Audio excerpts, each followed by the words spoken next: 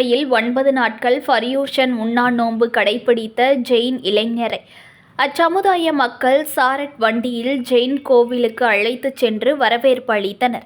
இந்த ஊர்வலத்தில் மயிலாடுதுறை எம்எல்ஏ உள்ளிட்டோர் பங்கேற்றனர். மயிலாடுதுறை மாருதி நகரைச் சேர்ந்தவர் ரமேஷ் ஜெயின். இவர் ஜெயின் சமுதாயத்தில் வருடந்தோறும் கடைபிடிக்கப்படும் முக்கிய நோன்பான பர்யூஷன் பர்வா நோன்பை கடந்த மாதம் 31ஆம் தேதி முதல் இம்மாதம் 8ஆம் தேதி வரை 9 நாட்களுக்கு கடைபிடித்தார். நோன்பு காலத்தில் அவர் பகல் நேரங்களில் சுடு தண்ணீர் தவிர வேறு எந்த ஆகாரமும் அருந்தவில்லை. இந்நிலையில் நோன்பு முடிவடைந்ததைத் தொடர்ந்து ரமேஷ் சந்த் ஜெயினை அச்சமுதாய மக்கள் சாரட் வண்டியில் அமர்த்தி மயிலாடுதுறை முதலியார் தெருவில் உள்ள செயின்ட் கோவிலுக்கு ஊர்வலமாக அழைத்து சென்று மரியாதை செலுத்தினர்.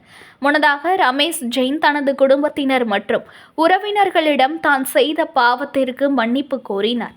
இந்த ஊர்வலத்தில் மயிலாடுதுறை சட்டப்பேரவை உறுப்பினர் ராஜகுமார், வர்த்தக சங்க பிரமுகர்கள் மற்றும் ஜெயின் சமுதாய மக்கள் ஏராளமானோர் கலந்து கொண்டனர். நியூஸ்1 தமிழை லைக் பண்ணுங்க, கமெண்ட் பண்ணுங்க, ஷேர் பண்ணுங்க, மறக்காம சப்ஸ்கிரைப் பண்ணுங்க.